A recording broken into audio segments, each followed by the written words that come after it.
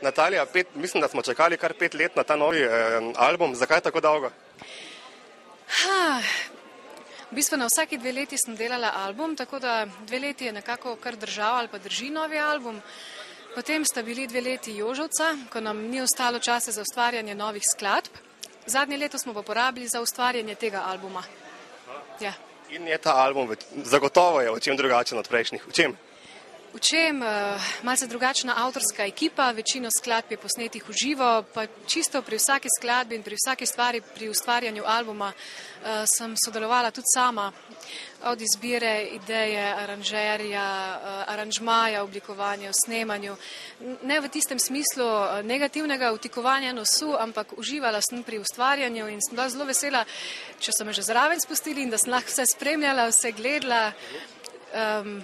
Pa moram povedati, da smo kar super je bilo to sodelovanje, ogromno sem se naučila in je res mogoče zato ta album še malo bolj moj. Kaj prediha Jožovca na albumu, najbrž ni? Mogoče starejša skladba, stara skladba Dva policaja je uvrščena tudi na ta album. 16 skladb prinaša album, 9 čisto novih, 2 remiksa, 2 starejši skladbi, torej SOS in Dva policaja. Pa 3 karaoke, tako da Dva policaja v bistvu je tisti predih Jožovca, ker še prej ni bil izdan na nobenem albumu.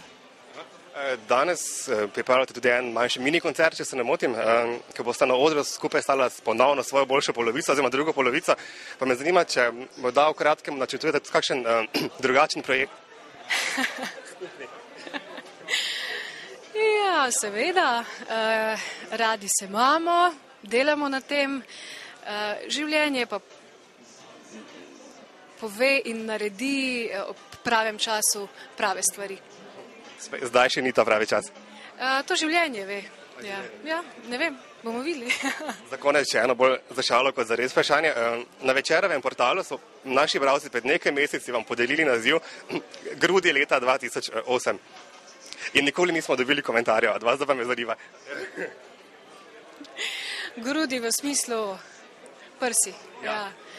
Najbolj karizmatično žensko slovensko oprsje.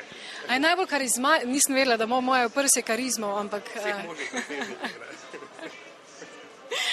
Ja, hvala.